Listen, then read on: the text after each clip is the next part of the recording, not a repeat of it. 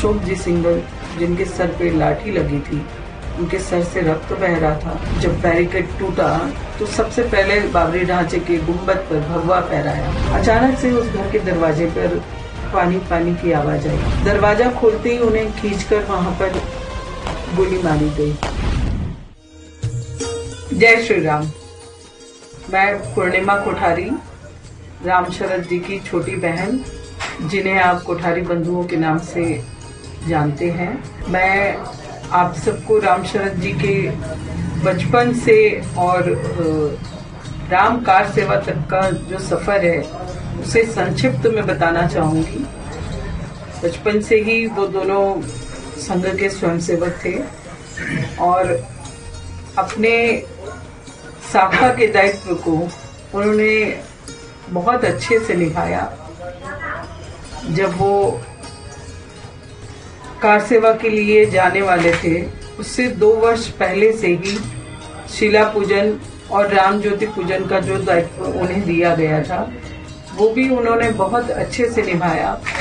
और अपने दायित्व का पालन करते हुए जब कार सेवा का आह्वान हुआ तो उन दोनों ने स्वयं को आगे लेके और संगठन को कहा कि हम जाएंगे। संगठन ने कहा कि एक घर से एक ही जा सकता है, यही नियम है। वैसे में बड़े भैया को बोला गया कि आप तो बहुत मैच्योर्ड है, बड़े हो, आप रुक जाओ। तो उन्होंने कहा कि राम के काज में राम तो जाएगा।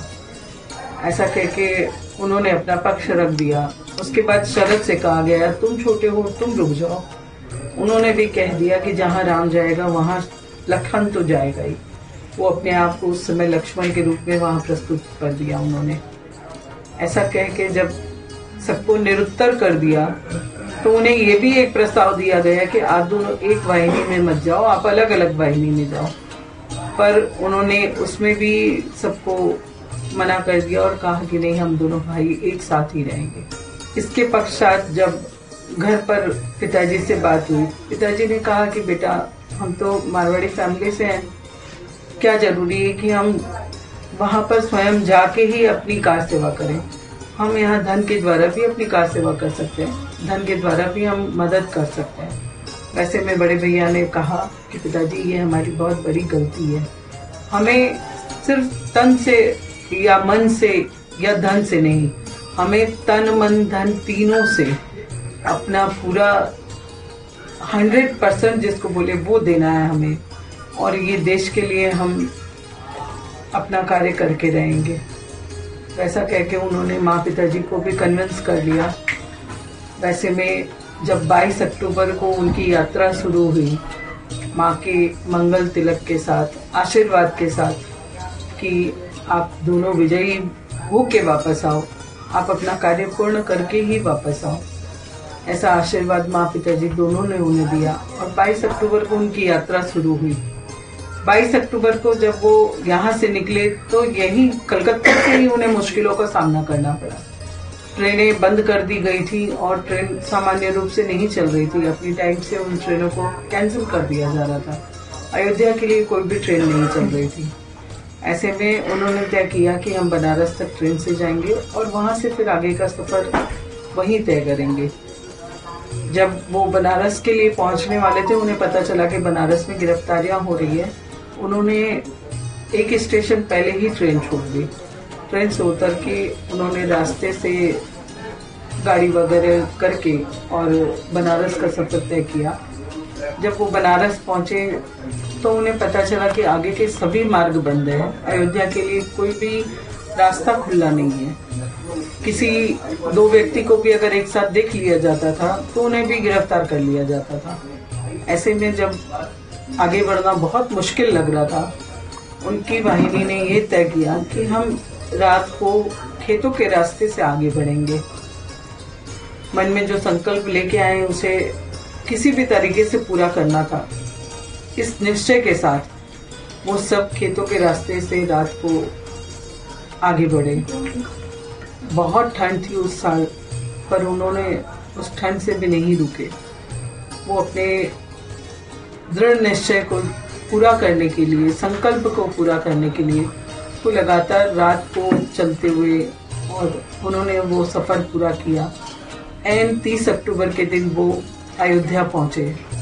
जब वो अयोध्या पहुँचे तो वहाँ पर कार सेवा का आह्वान हो चुका था और उनको भी ये आदेश दिया गया कि आप लोग कार सेवा के लिए आगे बढ़ जाओ जन्मभूमि की तरफ। वो दोनों अपनी वाहिनी के साथ जन्मभूमि की तरफ आगे बढ़े।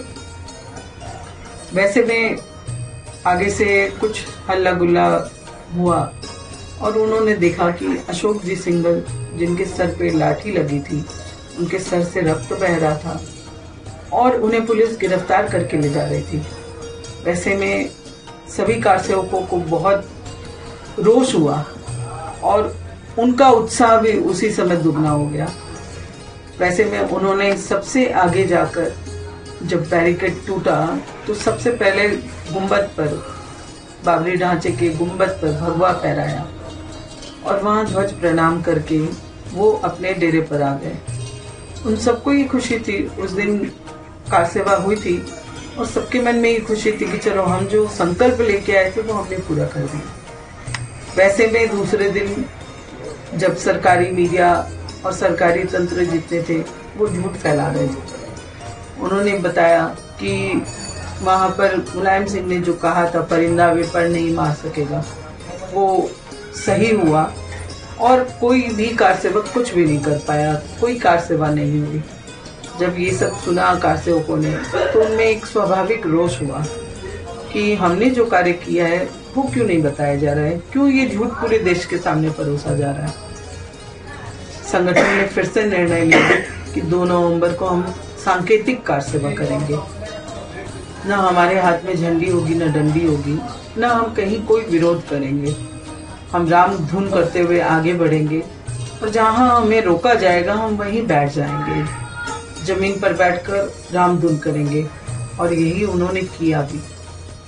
जब वो राम धुन कर रहे थे जमीन पर बैठकर, उन पर अश्रु गैस के गोले छोड़े गए, उन पर लाठी चार्ज की गई। ऐसे में जब सभी स्वयंसेवक, कार सेवक खड़े हो गए तो उनको बिना किसी सूचना के गोलियां चलाने लगे वो। और जब इतने शोर में वो गोलियों की आवाज तो नहीं सुन पा रहे थे, किंतु जब उनको अपने आसपास के लोग गिरते हुए, रक्त रंजित होते हुए दिखे तो उन्होंने समझा कि यहाँ गोलियां चल रही है। ऐसे में सभी ने जो आसपास के जो भी मंदिर थे, मठ थे या घर थे, वहां पर आश्रय लिया। मेरे दोनों भाई राम और शरद ने भी पास के ही एक घर में आश्रय लिया था। अचानक से उस घर के दरवाजे पर पानी पानी की आवाज आई, जैसे कोई कार सेवक को करा रहा है, उसे हमारी जरूरत है, ऐसा भाई को लगा, छोटे वाले भाई को। उन्होंने दरवाजा खोला।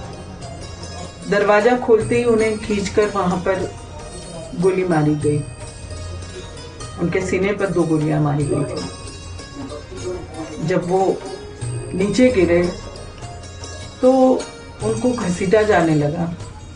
ऐसे में बड़े भाई भी सामने आए और उन्होंने कहा कि मेरे भाई को कहाँ लेके जा रहे हैं। उसी समय उन्हें भी नीचे गिरा दिया गया और उन पर भी गोली चलाई।